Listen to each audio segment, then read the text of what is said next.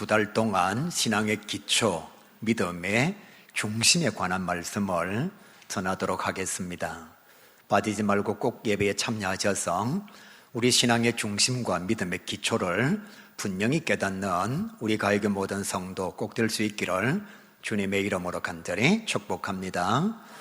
세상의 사람들은 저와 여러분을 예수쟁이라고 말합니다. 저는 결코 나쁜 말이라 생각하지 않아요. 쟁이라는 것은 전문가라는 말이죠. 또 파는 사람이라는 뜻이잖아요. 우리는 예수 전문가입니다. 예수님을 파는 사람들입니다. 예수님을 나의 구원자로 고백하였고 예수님을 나의 구세주로 내 영혼의 주인으로 인정한 사람들이 저와 여러분입니다. 이런 믿음의 은혜와 은총을 생각하면 정말 감사하지 않을래야 감사하지 않을 수가 없습니다. 여러분 다 잘 아시다시피 저는 안 믿는 가정에서 태어났어요. 안 믿는 가정에 태어나서 그것도 구남매의 막내 중에서 그것도 밀양 촌구석에서 2000년 전에 유대인 사람으로서 이 세상을 떠난 예수라는 사람을 한국에 있는 내가 구원자로 고백하여 영접함으로 하나님의 자녀가 되었다는 것이 얼마나 감사한지, 정말 이것은 기적 중의 기적이요 신비 중의 신비라 그렇게 말할 수가 있습니다. 배울 만큼 배웠어요. 알 만큼 알고 있습니다. 그런데 사람이 물 위로 걸어간다, 사람이 죽었다가 살아났다, 이게 믿어진다는 거예요. 이것이 어떻게 기적이 아닐 수가 있습니까? 여러분, 제가 여러 번 장례식을 했습니다. 정말 많은 사람들 장례 침례를 했지요. 그런데 지금까지 단 한 분도 돌아가신 분이 살아나신 적은 없습니다. 이 말도 안 되는 이야기, 예수님께서 십자가에 달려 돌아가셨다가 3일 만에 부활하셨다, 이 사실이 2000년 전의 사건임에도 불구하고 그것도 유대인이 세상을 떠났는데 한국에 사는 내가 그 예수님을 나의 영혼의 구원자로 영접하여 섬기고 있다는 것, 정말 여러분 아무리 생각해도 감사하지 않을래야 감사하지 않을 수가 없습니다. 믿음을 가진 저와 여러분 날마다 감사함으로 예수 제대로 믿는 하나님의 사람 될 수 있기를 간절히 바랍니다. 저와 여러분은 예수를 믿습니다. 여러분 믿음에는 목적과 이유가 있는 거예요. 사람이 행하는 모든 일들 가운데는 목적과 이유가 있습니다. 쉽게 물어볼게요. 왜 밥을 먹죠? 살려고요. 맛있는 게 있으니까요. 다른 사람들에게 맛있는 거 먹는다고 보여주기 위해서 여자분들은 그래서 사진 찍잖아요. 그죠? 내가 뭘 먹느냐가 중요한 게 아니라 남들에게 내가 먹는 이 좋은 것을 보여주기 위해서 아마 음식을 먹는 사람도 있을 거예요. 학교를 가는 사람은 학교를 가는 이유가 있습니다. 회사를 다니는 사람은 회사를 다니는 목적이 있지요. 마찬가지로 예수를 믿는 이유가 있습니다. 예수를 믿는 목적이 있다는 거예요. 이유와 목적의 방향이 다르면 예수를 믿어도 제대로 믿을 수가 없습니다. 결론적으로 이렇게 말씀드릴게요. 잘 먹고 잘 살기 위해서 예수 믿는 것 절대로 아닙니다. 그런데 많은 사람들이 예수님 덕 좀 보려고, 세상에 사는 날 동안에 좀 잘 먹고 잘 살려고, 아니면 나의 필요를 충족시키기 위해서 그냥 교회를 도구화해서 다니는 사람들이 분명히 있습니다. 그런데 성경은 예수를 믿는 이유와 목적을 세 가지로 아주 분명하게 우리에게 말씀해 주고 있어요. 첫 번째가 무엇인가 하면 죄 사함입니다. 죄를 용서받아야 돼요. 저와 여러분이 예수를 믿어 하나님 앞으로 나아가게 되어 있습니다. 천국에 들어가게 되어 있어요. 그런데 죄가 있으면 하나님께로 나아갈 수가 없습니다. 천국에 들어갈 수가 없어요. 예수님께서 말씀하셨습니다. 내 아버지께서 거룩하니 너희도 거룩하라. 그러니까 하나님을 섬기는 자, 하나님의 나라에 들어가고 싶은 사람, 주의 사명을 감당하고 싶은 사람은 거룩한 자가 되어야 합니다. 이 거룩을 위해서 필요한 것이 죄사함이지요. 저와 여러분 회개를 통해서 꼭 죄사함 받는 하나님의 사람 될 수 있기를 간절히 바랍니다. 예수 믿는 사람들이 좀 착각하는 게 있어요. 회개하면 모든 죄를 다 용서받는다. 하나님 앞에서는 맞습니다. 그러나 여러분, 우리가 회개하는 것은 하나님과 나 사이의 죄의 용서를 위한 회개지, 사람과 나 사이의 문제가 회개를 통해서 해결되어지는 것은 절대로 아닙니다. 무슨 얘기냐 하면, 돈 떼먹었으면 갚아야 돼요. 여러분, 돈은 사람에게 떼먹고서 왜 용서는 하나님께만 구하지요? 그건 진짜 회개가 아닙니다. 다른 사람에게 손해를 끼쳤으면 내 자신이 그 사람에게 변상을 하든지 아니면 용서를 받든지 대가를 지불해야 합니다. 회개는 내가 하나님 앞에 이르기 위하여서, 하나님의 나라에 입성하기 위하여서 하나님과 나 사이에 문제가 되는 그 벽을 해결하는 것이 회개라고 하는 사실이에요. 그런데 예수를 믿는 사람들이 잘못 생각해가지고 예수 믿지 않는 사람들에게 욕을 먹는 경우가 정말 많잖아요. 왜 죄는 나한테 짓고서 회개는 하나님 앞에 하느냐고? 잘 몰라서 그런 거예요. 진짜 회개는 잘못은 사람에게 변상을 해야 합니다. 용서를 구해야 합니다. 타인에게 잘못했으면 내가 갚아야 돼요. 그리고 난 뒤에 내가 하나님께로 나아가기 위하여 하나님과 나 사이를 가로막고 있는 죄악의 모습들을 회개를 통해서 해결을 해야 된다는 거예요. 그것이 예수님께서 감당하신 죄사함의 영역이라 그렇게 말할 수가 있습니다. 두 번째, 예수를 믿는 목적이 현실의 축복이에요. 사랑하는 성도 여러분, 복 많이 받으시길 바랍니다. 하나님의 축복을 많이 받으시길 바랍니다. 가끔씩 기독교를 폄하하는 사람들이 기복주의를 탓하는 경우가 있어요. 물론 여러분, 기복주의는 잘못되었습니다. 그러나 성경 안에 분명히 하나님께서 주시는 복이 있습니다. 기복은 있다는 거예요. 땅에서 형통하고 잘되고 마음의 평안을 누리는 것, 기도 응답의 역사를 경험하는 것, 우리의 필요를 하나님께서 채워주시는 것, 귀신 들렸을 때에 자유하게 해주시는 것, 질병 가운데서 고침을 받는 것, 이거 다 복이잖아요. 그러니까 예수를 믿으면 현실에서의 축복, 하나님의 인도하심을 받는 것이 정상입니다. 그러니까 복을 위해서 기도하십시오. 복 받는 게 뭐가 잘못되었어요? 예수 안 믿는 사람들도 복 받으려고 하는데 예수 믿는 사람들은 당연히 복을 받아야 됩니다. 현실의 필요 충족을 위해서, 현실에서의 은총을 덧입기 위해서 저와 여러분이 예수를 믿는 거예요. 그러니까 예수를 믿는 두 번째 목적은 현실에서의 은총입니다. 삶의 자리에서의 축복인 거예요. 세 번째가 무엇인가 하면 미래의 영생입니다. 하나님의 나라에서 영생 복락을 누리는 것. 그러니까 분명히 깨달으시길 바랍니다. 예수를 믿는 목적은 성공하려고, 출세하려고, 잘 먹고 잘 살려고 3분의 1은 맞습니다. 그러나 3분의 2는 놓친 생각이에요. 그 3분의 2가 무엇인가 하면 죄사함과 미래에 하나님께서 예비하실 영생의 은총이라는 거예요. 이 세 가지를 다시 두 가지로 정리하면 이렇게 말할 수 있습니다. 땅에서 잘 되는 것. 여러분, 예수 믿으면 땅에서 잘 되어야 합니다. 다만 우리가 복 중심으로 살면 하나님의 은혜와 영광을 잃어버린다는 게 문제지. 여러분, 예수 믿는 사람이 안 믿는 사람보다 잘 돼야죠. 건강해야죠. 형통해야죠. 마음의 기쁨이 넘쳐나야죠. 진정한 평안을 누려야죠. 그래서 성경은 말씀하잖아요. 세상이 줄 수 없는 평안을 내가 너희에게 주노라. 이게 현실의 축복이잖아요. 예수 믿는 사람 복 받아야 합니다. 우리가 이게 모든 성도들은 안 믿는 자들보다도 더 큰 하나님의 은혜와 축복을 받아 누릴 수 있기를 간절히 소망합니다. 두 번째가 무엇인가? 미래의 영생이에요. 여러분, 우리에게는 하나님의 나라가 준비되어져 있습니다. 이렇게 말하지 마세요. 목사님 죽어봐야 알지요. 그렇게 말하지 마세요. 성경 우리에게 말씀하고 있습니다. 우리에게 믿음을 통하여 영생이 주어졌다고 오늘 성경 말씀하고 있잖아요.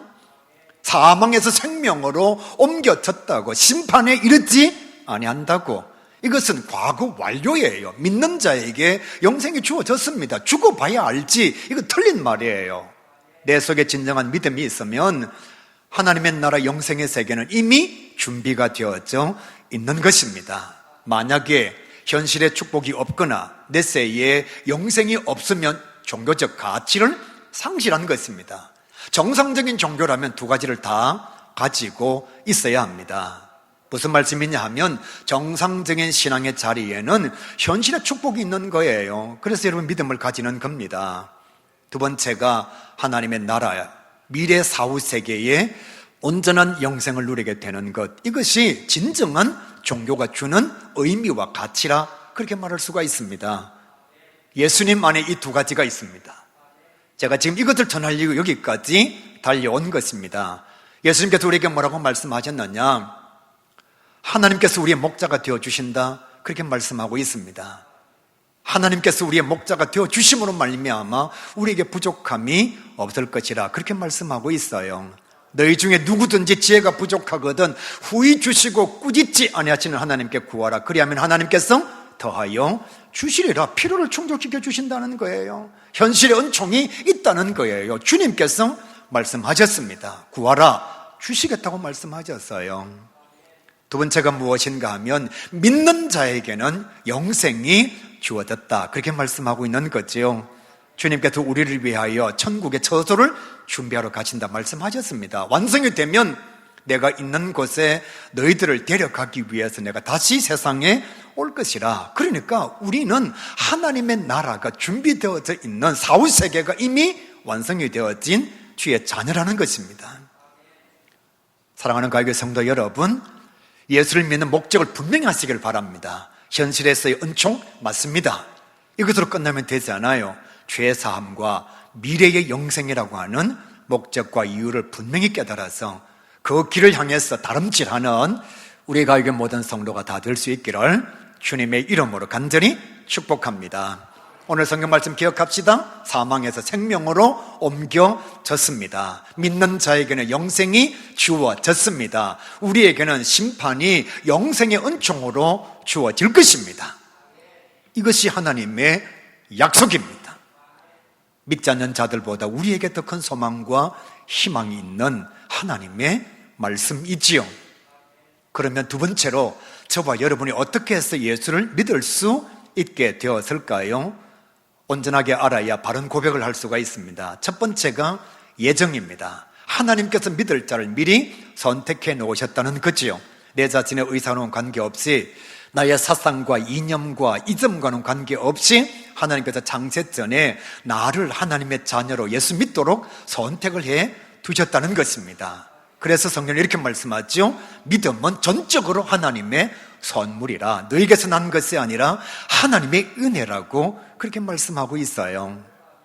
로마서 8장 30절 말씀에 또 미리 정하신 것들을 또한 부르시고 부르신 것들을 또한 의롭다 하시고 의롭다 하신 것들을 또한 영화롭게 하셨느니라. 전적으로 하나님께서 주권적으로 우리를 예수 믿도록 만드셨다는 거지요. 여러분이 잘났어? 아니요. 공부를 많이 했어? 아니요. 돈이 많았어? 아니요. 높은 자리에 있었어? 아니요. 전적으로 하나님의 은혜를 통하여 저와 여러분이 하나님의 자녀가 되었다는 것입니다. 그러므로 지금 예수 믿고 있는 사람들은 날마다 기도하며 말씀 가운데 살아갈 때에 나를 선택해 주시고 예수 믿게 해주신 하나님의 은혜에 감사하는 자가 되어야 합니다. 지금 내가 예수 믿고 있는 것은 감사의 조건이라 그렇게 말할 수가 있어요. 두 번째 예수를 믿을 수 있는 경로가 무엇인가 하면 만민 구원론입니다. 누구든지 주의 이름을 부르면 구원을 받습니다. 나는 말씀도 몰랐어요. 또 누군가가 나에게 전도를 해준 적도 없습니다. 내가 대단한 성경 공부의 자리에 나아간 것도 아닙니다. 그런데 어느 날 드라마를 보다가 마음속에 죽음에 대한 두려움이 찾아왔어요. 아, 내가 죽음을 준비해야 되겠다. 그런 생각이 찾아왔을 때 내가 어떤 종교를 선택할까? 내가 신이 되는 종교를 선택할까? 아니면 신이 나를 천국으로 데려가는 종교를 선택할까? 마음속에 이유도 알지 못하는 결단이 찾아온 거예요. 책을 보다가 이런 마음이 찾아온 겁니다. 나도 신앙을 가져야 되겠다. 주변에 친구가 많음에도 불구하고, 예수 믿는 사람들이 많음에도 불구하고 나한테 교회 가자라고 말한 적이 없어요. 그 누구도 예수를 믿으라고 말해준 적이 없습니다. 그런데 무단히 어느 날 내 속에 믿음에 대한 갈증과 요구가 찾아온 거죠. 그리고 뭘 선택했느냐? 내 자신의 자유의지, 내가 가지고 있는 생각으로 하나님을 선택하게 된 겁니다. 이것이 말씀 속에 기록되어져 있는 누구든지 자기 자신의 자유의지를 가지고 하나님을 선택하면 하나님의 자녀가 될 수 있다는 거지요. 성경 말씀 어디에 있느냐? 로마서 10장 13절 말씀, 누구든지 주의 이름을 부르는 자는 구원을 받으리라. 어떤 경로를 통해서든지, 서적이든지 간증이든지 사람을 통해서든지 아니면 영화와 드라마를 통해서든지 누구든지 주의 이름을 부르는 자들에게는 구원의 은혜가 주어진다는 거예요. 우리가 예수를 믿을 수 있는 길은 두 가지입니다. 하나는 하나님의 선택이라고 하는 예정, 하나는 나 자신의 자유의지를 통한 선택, 만민, 구원.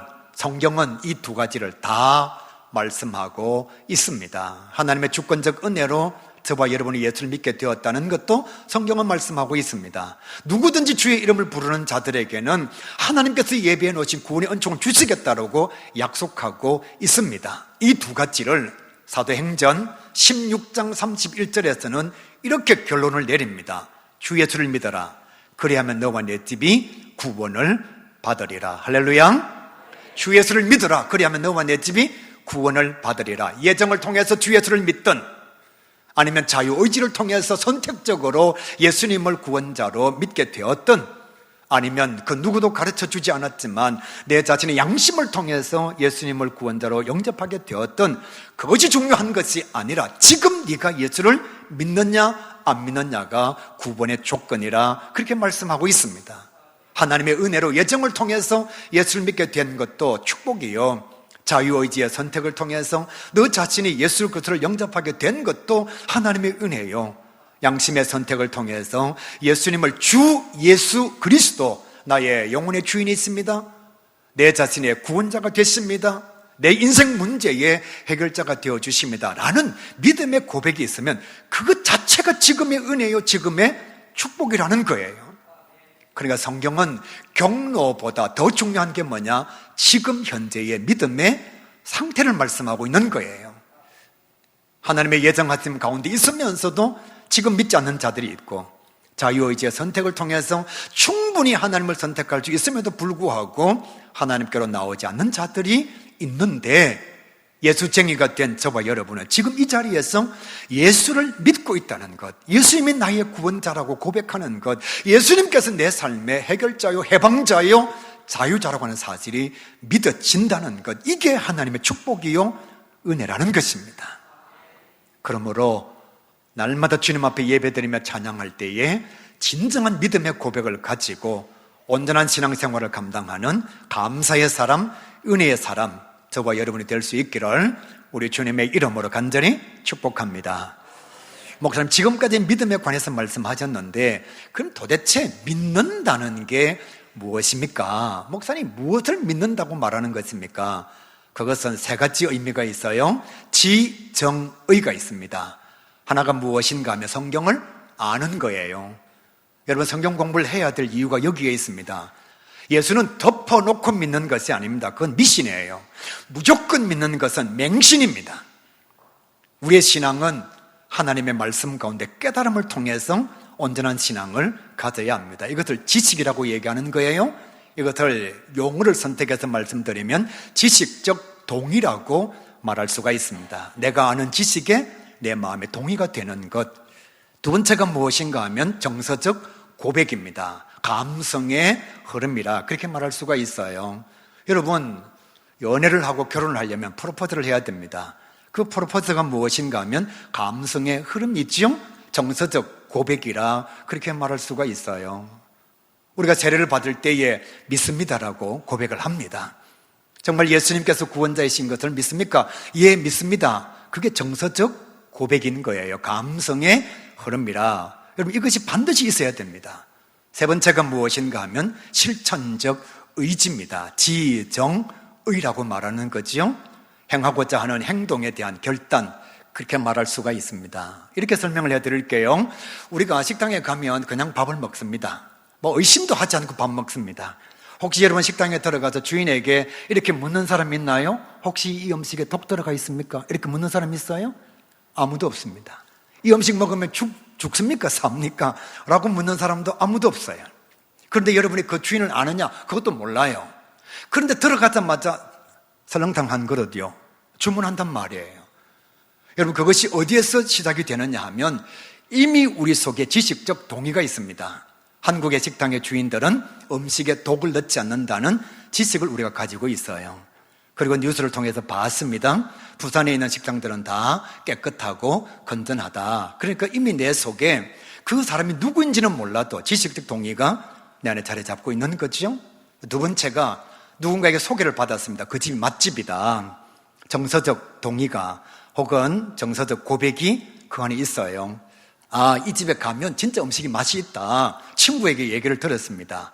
그 순간 내 속에 나타나는 게 뭐냐? 믿을 수 있다라고 하는 마음의 작용인 거예요. 그래서 처음 들어갔는데도 아무런 의심하지 않고 여기에 곰탕 한 그릇이요 이렇게 시키는 겁니다. 이미 내 안에 지식적 동의와 정서적 고백과 실천적 의지가 자리 잡아서 그 주인에 대한 믿음이 표현이 되어진 거지요. 우리 남자들에게 조금 더 쉽게 설명을 할 수가 있습니다. 요즘은 많이 없어졌습니다만은 예전에는 이발소가 있었습니다. 이발소에 가서 앉아있으면 주인 아저씨가, 그것도 좀 험상궂게 생긴 아저씨가 칼을 갈아요. 석석 칼을 갈고 있습니다. 칼을 갈고 난 뒤 어떻게 하느냐? 누워있는 내 목에다 척 갖다 대요. 여러분, 목에 칼이 오는데도 우리는 눈을 감고 잠자고 있습니다. 그러니까 단 한순간도 그 주인에 대해서 의심하거나 두려워하는 마음을 가지지 않아요. 내가 그 이발소에 딱 들어가는 순간 이미 내 마음속에는 주인에 대한 믿음을 가지고 있는 거죠. 우리 동네의 이발소 이 주인 아저씨는 절대로 사람을 죽이지 않는다. 단 한 번도 면도칼로 사람을 그은 적이 없다라고 하는 지식을 가지고 있는 거예요. 동네 안에 소문이 나 있습니다. 만나는 사람들마다 이렇게 말합니다. 진짜 괜찮은 아저씨라고. 몸에 문신도 있고 인상은 되게 험상궂지만 진짜 괜찮은 사람이라고. 그 정서에 대한 동의가 내 속에 이미 고백으로 자리 잡고 있습니다. 그러니까 들어가서 어떻게 하죠? 아저씨 칼 갖고 내 목 그을 거예요? 묻지 않습니다. 여러분, 사실 진짜 예배 시간이 있지만 용서하십시오. 턱 갖다 대 쑥 그어버리면요 가는 거예요. 그런데도 우리는 이발소에 들어갔을 때 그냥 마음의 평안을 가지고 앉아서 이발을 다 하고 면도를 다 하고 나오는 겁니다. 그러면 그 행동을 통해서 실천적 의지를 통해서 점점 내 마음속에는 이발소 아저씨, 식당 아줌마에 대한 믿음이 강해지는 거예요. 그래서 신앙의 중요한 것이 무엇인가 하면 행함이라 그렇게 말할 수가 있습니다. 여러분, 아무리 고백하고 아무리 지식적으로 많이 알고 있어도 행함이 없으면 신앙은 자라지 않습니다. 결혼하기 전에 남자가 여자에게 프로포즈를 합니다. 정말 사랑한다고, 내 생명만큼이나 사랑한다고, 이 반지 받으라고. 그리고 프로포즈를 합니다. 여자가 그걸 보는 순간 마음에 기쁨이 넘쳐나서 이렇게 말합니다. 정말 사랑하느냐고. 정말 사랑한다고. 세상의 모든 여자들 가운데 나를 최고로 사랑하느냐고. 최고로 사랑한다고. 그러면 구찌 핸드백 하나만 사달라고. 진짜 사랑하면 사줍니다. 그런데 그 고백에 진정성이 없으면 쓸데없는 소리 하고 있다, 무슨 가방을 요구하느냐고. 그럴 수밖에 없는 거죠. 여러분, 우리 믿음의 고백에 대한 진정성은 자기만 압니다. 세례받을 때에 아무리 고백하고 임직식 할 때에 아무리 서약해도 그 사람의 믿음의 진정성, 고백에 대한 진실성은 그 누구도 판단할 수가 없습니다. 저도 지금 설교하고 있잖아요. 저는 하나님의 나라가 있음을 믿습니다. 분명히 고백합니다. 여러분도 마찬가지요. 저는 예수 믿습니다. 분명히 고백합니다. 문제는 뭐냐? 그게 진짜인지 가짜인지는 자기 자신 말고는 알 수 있는 사람이 아무도 없다는 거죠. 그런데 어느 정도는 우리가 판단할 수 있는 영역이 있습니다. 그게 무엇인가 하면 행함이에요. 그것을 열매라고 말하는 겁니다. 그래서 야고보서 2장 26절 말씀에 영혼 없는 몸이 죽은 것 같이 행함이 없는 믿음은 죽은 것이니라. 행함이 없는 믿음은 그 고백이 가짜라는 거예요. 그 진실성이 담보가 되지 않았다는 거예요. 조금 쉽게 얘기하면 하나님을 속이고 사람을 속였다는 거지요. 진짜 내가 너를 사랑한다. 정말 내가 너를 좋아한다. 이 세상에 있는 남자 가운데 당신만큼 사랑하는 존재는 내가 없어. 그러면 희생하지요. 그러면 그 사람이 좋아하는 것 해줄 수밖에 없잖아요. 왜? 진짜 사랑하니까. 진정성이 묻어 있으니까요. 그런데 꼬시기 위해서, 아니면 유혹하기 위해서, 저 여자 저 남자가 가지고 있는 돈을 탐하기 위해서 프로포즈하면 희생 안 하죠. 헌신 안 하죠. 왜? 그 고백이 가짜이기 때문에. 야고보서 2장 20절 말씀을 꼭 기억하시길 바랍니다. 그 말씀에 보면 행함이 없는 신앙을 가진 자를 향해서 이렇게 말합니다. 아, 허탄한 사람아. 아, 허탄한 사람아. 행함이 없는 신앙을 가진, 다시 말씀드리면 가짜 신앙 고백을 가진 사람을 향해서 아, 허탄한 사람아, 그렇게 말하고 있어요. 아, 허탄한 사람 말을 원어적으로 세 가지로 해석을 하면, 첫 번째가 어리석은 자야. 너의 신앙 고백이 얼마나 가짜인 줄을 아느냐. 어리석기 짝이 없다. 사람을 속일 수 있다고 생각했느냐? 너에게는 열매가 없다. 행함이 없다. 그러니까 너 자신이 어리석은 자다. 두 번째, 이 거짓말쟁이야. 그렇게 말하고 있는 거예요. 여러분, 인상 쓰지 마시고 여러분 보고 하는 얘기가 아니니까. 행함이 없는 신앙은요, 열매가 없는 믿음은 이 거짓말쟁이야, 이런 뜻이에요. 그럼 믿음 있다 그러면서 뭘 나에게 보여줄 수 있느냐고. 세 번째는 더 가슴 아픈 해석이에요. 이 쓸모없는 놈아. 원어적으로 그렇습니다. 거짓말 하는 사람은 쓸모가 없어요, 여러분. 사기꾼은요, 쓸모가 없어요. 남을 속이기를 좋아하는 사람은 쓸모가 없습니다. 그러니까 말은 아주 유창하고 고백은 정말 잘했는데 행함이 없다는 것은 그 고백이 진실하지 않다는 거죠. 다르게 말씀드리면 거짓이라는 것입니다. 그것을 뭐라고 얘기하느냐? 이 쓸모없는 놈아. 그러니까 정리하면 행함이 없는, 열매가 없는, 고백만 있는 신앙을 가진 사람을 향해서 어리석은 자야, 거짓말쟁이야, 쓸모없는 놈아, 그렇게 말하니까 저와 여러분이 믿음을 가진 자로서 얼마나 행함과 열매에 최선을 다해야 되는지 성경은 우리에게 분명히 말씀해 주고 있는 거예요. 삶으로 나타나는 신앙을 거룩과 경건이라고 말합니다. 다시 말씀드릴게요. 삶으로 나타나는 신앙을 거룩과 경건이라고 말합니다. 성도라면 삶의 현장에 거룩과 경건이 반드시 나타나야 합니다. 왜냐하면 예수님께서 십자가에 왜 달려 돌아가셨느냐? 저와 여러분의 거룩과 경건을 위하여 십자가에 달려 돌아가신 겁니다. 거룩과 경건이 뭐냐? 거룩은 하나님 앞에서. 여러분이 왜 거룩하지 않느냐? 사람 눈 속이면 다 속였다고 생각하기 때문에. 그런데 하나님 앞에 있으면 거룩해지지 않을 수가 없는 거예요. 지금 하나님께서 설교하는 내 마음을 들여다보신다. 어떻게 가짜로 설교할 수가 있죠? 기도하는 장로님, 하나님께서 기도하는 장로님의 마음을 보신다. 어떻게 형식적으로 기도할 수가 있죠? 그런데 하나님 보시지 않고 내가 사람 앞에 있다고 생각하면 얼마든지 속일 수가 있는 거예요. 그래서 거룩은 하나님 앞에서라는 뜻입니다. 경건은 말씀대로. 누가 경건하냐? 성경책을 이렇게 들고 다니는 사람, 아니면 인사를 이렇게 하는 사람이 경건한 사람이 아니고 하나님의 말씀대로 살기 위하여 예를 쓰는 사람. 이것이 거룩과 경건의 모습인 거예요. 이게 우리 삶의 현장에 나타날 때에 성경은 이렇게 말씀합니다. 너의 고백이 진짜야. 너의 믿음은 진실성이 있어. 그렇게 말씀하는 거예요. 그래서 최종적으로 우리가 받은 구원이 무엇인가 하면 단순히 이 땅에서 잘 먹고 잘 사는 것이 구원이 아니고, 그냥 죽었을 때에 천국 가는 것이 구원이 아니고, 구원의 서정이라 그래서 사는 날 동안 예수님을 닮아가는 것. 그래서 주님 부르실 때에 완성되어진 모습으로 주님 앞에 서는 것. 이것이 구원이에요. 이 전체적 여정을 구원의 서정이라고 말합니다. 살아있을 때에 예수님을 닮아 주님께서 부르시는 날 완성되어진 모습으로 예수님 앞에 서게 되는 것. 사랑하는 가요계 성도 여러분, 말씀의 결론을 내립니다. 저와 여러분, 두렵고 떨리는 마음으로 거룩과 경건을 이루어서 구원의 서정의 역사를 온전히 감당함으로 하나님 앞에 섰을 때에 정말 온전한 믿음을 가졌노라고 자랑할 수 있는, 하나님께 칭찬 들을 수 있는 주의 자녀가 되시기를 주님의 이름으로 간절히 축복합니다. 세 가지 열매만 말씀을 드릴게요. 갈라디아 5장 22절 말씀에 오직 성령의 열매는 사랑과 희락과 화평과 오래 참음과 자비와 양성과 충성과 온유와 절제니, 이것이 성령의 열매라는 것입니다. 우리 삶에 무엇이 나타나야 되느냐?